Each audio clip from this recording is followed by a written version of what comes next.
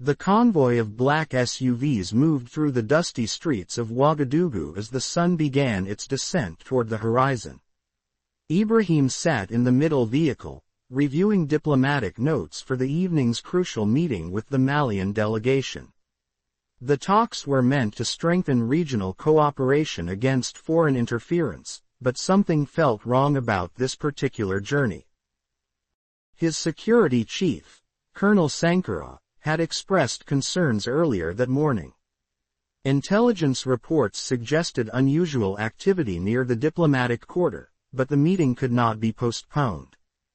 Too much was at stake. The future of West African sovereignty hung in the balance, and Ibrahim knew that certain foreign powers would do anything to prevent this alliance from forming. As they approached the main boulevard leading to the embassy district, Ibrahim noticed his personal bodyguard, Lieutenant Zongo, speaking urgently into his radio. The young officer's face was tense, his eyes scanning the buildings that lined their route. Ibrahim had learned to trust these instincts during his years in the military, and now they were screaming danger. The first indication of trouble came when their usual police escorts were nowhere to be seen at the designated checkpoint. Instead, unfamiliar faces in identical uniforms waved them through with practiced efficiency. Colonel Sankara immediately radioed the Presidential Security Command Center, but received only static in response. The communication blackout was the second warning sign. Meanwhile, in a nondescript building 3 blocks away, a team of foreign operatives monitored the convoy's progress through sophisticated surveillance equipment. Their leader, a man known only as Vincent, spoke into his encrypted phone with a slight French accent.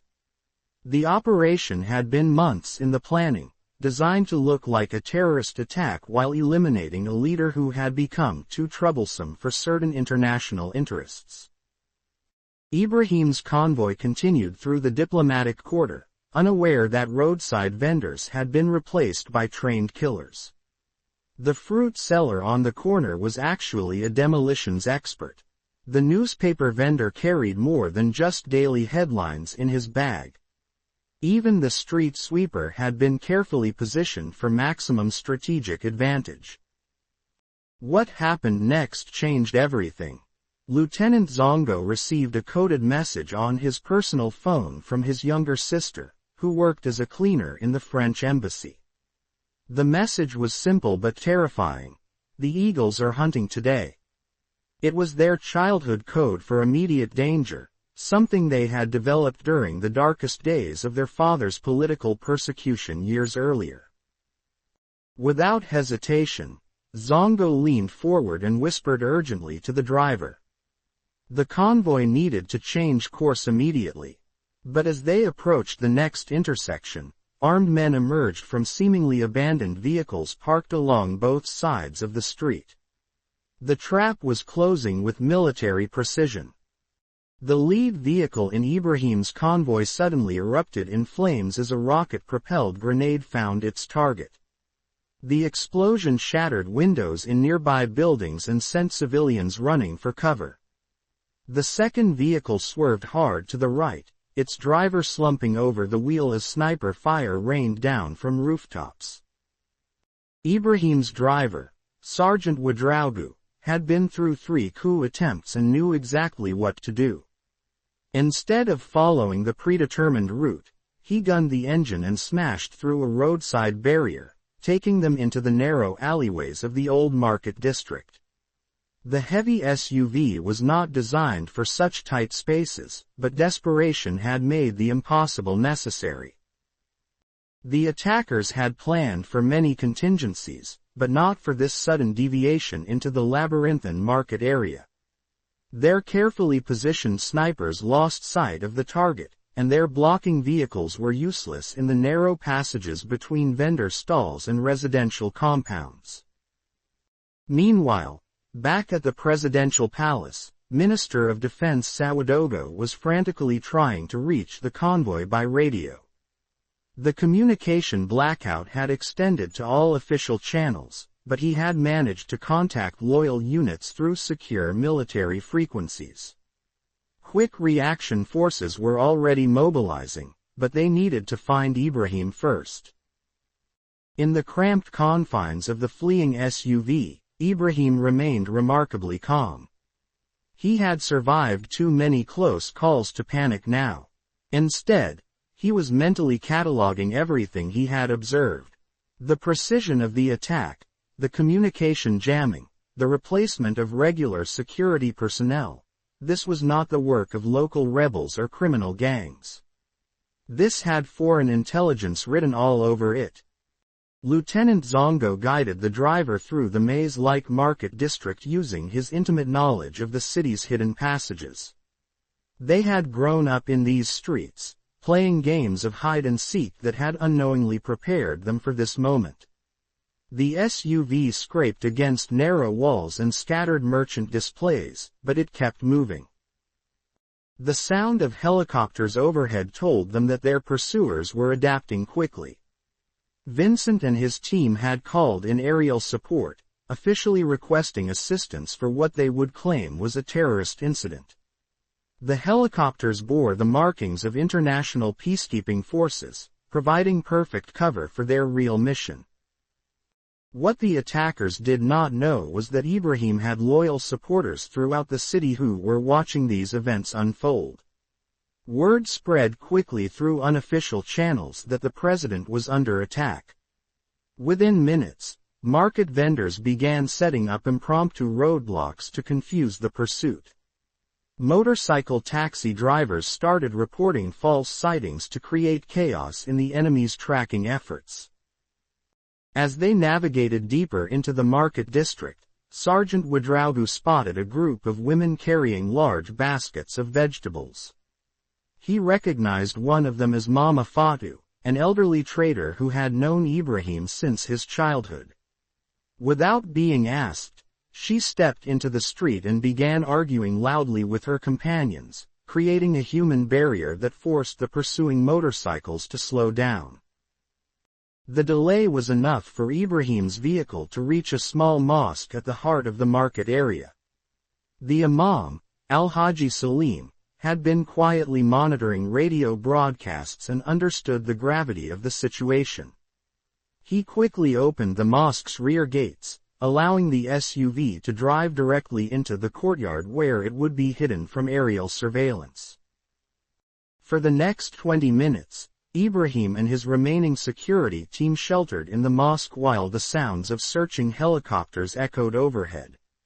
The Imam brought them prayer mats and water, treating them not as a head of state but as fellow human beings seeking sanctuary. This simple act of kindness reminded Ibrahim why he had chosen to serve his people rather than flee to comfortable exile. Meanwhile, the international media was already being fed a carefully crafted narrative about a terrorist attack on a diplomatic convoy. Vincent's superiors were confident that their operation would be remembered as another tragic example of West African instability, rather than what it truly was, a calculated assassination attempt by foreign powers who could not tolerate an independent African leader. But Ibrahim's supporters were not content to hide and hope for the best. Colonel Sankara had managed to reach the mosque through back channels, bringing with him a small team of loyal commandos. More importantly, he brought news that the Malian delegation had also come under attack, confirming that this was a coordinated effort to derail the regional cooperation talks. What happened next would become the stuff of legend in the narrow streets of Ouagadougou. Rather than waiting for official rescue, Ibrahim made a decision that surprised even his closest advisors. He would not simply escape, he would turn the hunters into the hunted. Using the mosque's ancient tunnel system, which dated back to the colonial resistance period, Ibrahim and his team moved unseen beneath the city streets. These tunnels had been used by freedom fighters to evade French colonial forces decades earlier, and now they would serve a similar purpose against modern neo-colonial threats. The tunnel emerged in the basement of an old colonial-era building that now housed a community radio station.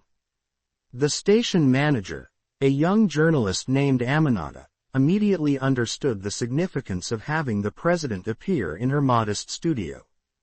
Without hesitation, she offered to broadcast whatever message Ibrahim wanted to deliver to the nation. Within minutes, Ibrahim was speaking directly to his people over the airwaves, his voice calm but determined. He did not reveal his location, but he made it clear that he had survived the attack and that foreign forces were behind the violence. He called on all citizens to remain vigilant and to document anything suspicious they witnessed. The broadcast had an immediate effect throughout the city. Ordinary people began emerging from their homes with mobile phones, filming the movements of unmarked helicopters and foreign operatives. Social media channels exploded with real-time updates about the ongoing operation, making it impossible for the attackers to control the narrative. Vincent realized that his carefully planned operation was unraveling. The element of surprise was gone, and local support for Ibrahim was becoming visible on every street corner. Worse still, neighboring countries were beginning to ask difficult questions about the sudden appearance of foreign military assets in Burkina Faso's airspace. Meanwhile, units of the Presidential Guard were finally breaking through the communication jamming and coordinating a proper response. They had traced the source of the jamming equipment to a compound on the outskirts of the city, where they discovered a sophisticated operations center complete with satellite uplinks and foreign personnel. The tide of the battle was turning, but Ibrahim knew that simply surviving was not enough. He needed to send a clear message that attacks on African sovereignty would not be tolerated. From the radio station, he coordinated with Colonel Sankara to begin a systematic hunt for the remaining attackers. What followed was a tense game of cat and mouse through the streets of the capital. Local knowledge proved superior to foreign technology as Ibrahim's forces used their understanding of the city's layout to outmaneuver their enemies. Citizens provided constant updates about suspicious movements, turning the entire population into an intelligence network. By nightfall, most of Vincent's team had been either captured or forced to flee across the border. The sophisticated equipment in their operations center was seized, providing valuable intelligence about the scope of foreign surveillance activities in the region. Vincent himself managed to escape, but not before several of his communications had been intercepted and recorded. The failed assassination attempt had paradoxically strengthened Ibrahim's position rather than weakening it. The visible foreign involvement in the attack galvanized public opinion and provided concrete evidence of the threats facing African independence. Regional leaders who had previously been cautious about closer cooperation now saw the urgent need for collective security. In the days that followed, forensic analysis of the captured equipment revealed the full extent of the conspiracy. Multiple foreign intelligence agencies had been coordinating surveillance and destabilization efforts across West Africa, with Ibrahim's elimination being just one part of a broader campaign to prevent regional integration. The revelations sent shockwaves through diplomatic channels. Several European ambassadors found themselves facing uncomfortable questions about their country's activities in the region. International organizations that had been silent about foreign interference suddenly found themselves under pressure to address the evidence of covert operations. Ibrahim used the momentum from his survival and the international attention to accelerate his plans for regional cooperation. The attack had inadvertently provided the dramatic proof needed to convince skeptical neighbors that foreign powers would resort to violence to maintain their dominance. The Malian delegation, having also survived their own attack, arrived in Ouagadougou 3 days later for rescheduled talks. The meeting took place under heavy security, but the atmosphere was entirely different from what had been planned. Instead of cautious diplomatic discussions, the leaders found themselves planning active resistance to foreign manipulation. Within weeks, a new security pact had been signed between multiple West African nations. Intelligence sharing agreements were established to prevent future assassination attempts, and economic cooperation measures were accelerated to reduce dependence on former colonial powers. The market vendors who had helped Ibrahim escape received special recognition from the government, but they needed no official thanks. For them, protecting their leader from foreign enemies was simply a matter of national pride and human dignity. Lieutenant Zongo's sister, whose warning message had saved the convoy, was offered a scholarship to study international security. She accepted, determined to become part of the next generation of Africans who would protect their continent's sovereignty through knowledge and vigilance. The mosque where Ibrahim had found sanctuary became an unofficial pilgrimage site for people who wanted to understand how ordinary citizens could make a difference in extraordinary circumstances. The imam continued to welcome all visitors, reminding them that sanctuary is a sacred duty that transcends politics. Sergeant Ouagadougou's driving skills during the escape became legendary among security personnel throughout the region. His technique for navigating hostile urban environments was studied and adapted by protective details across West Africa. The radio station that had broadcast Ibrahim's message received international recognition for its role in preserving democratic communication during a crisis. Aminata, the young journalist, used her newfound platform to expose other examples of foreign manipulation in African media. Vincent's escape proved temporary. Within 6 months, he was identified and arrested in a different country during another covert operation. The intelligence gathered from his activities helped expose an entire network of foreign agents operating across the continent. The tunnel system beneath Ouagadougou was quietly restored and expanded as part of the city's historical preservation efforts. Officially, this was about protecting cultural heritage, but everyone understood the practical implications for future emergencies. Ibrahim's survival and the successful exposure of the assassination plot marked a turning point in West African resistance to foreign interference. Other leaders across the continent began implementing similar security measures and developing their own networks of citizen supporters. The international media narrative that had initially portrayed the events as terrorism gradually shifted as evidence of foreign involvement became undeniable. Several investigative journalists received leaked documents that revealed the true scope of the conspiracy, leading to scandals in multiple European capitals. Years later, the events of that day would be remembered not just as an assassination attempt that failed, but as the moment when ordinary citizens demonstrated that foreign powers could not operate with impunity on African soil. The fruit sellers, motorcycle drivers, radio journalists, and religious leaders who had spontaneously coordinated to protect their leader had shown the world what popular sovereignty really meant. The lessons learned from Ibrahim's escape were incorporated into security training throughout the region. The combination of professional military skill and grassroots citizen support became a model for protecting democratic institutions against both internal and external threats. The communications equipment seized during the operation continued to provide intelligence for years afterward. Each new revelation about foreign surveillance and manipulation strengthened the case for African technological independence and regional cooperation.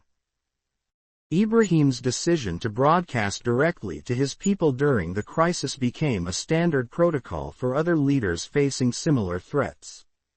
The power of immediate, authentic communication to counter foreign propaganda was now understood and utilized across the continent. The narrow alleyways of the Ouagadougou market district were quietly mapped and studied by security experts from multiple countries. The urban environment that had seemed like a disadvantage for the presidential convoy had ultimately provided the key to survival and victory. If you enjoyed it, please like, share, and subscribe to Fiction Wire Africa. This is a fictional story created purely for entertainment.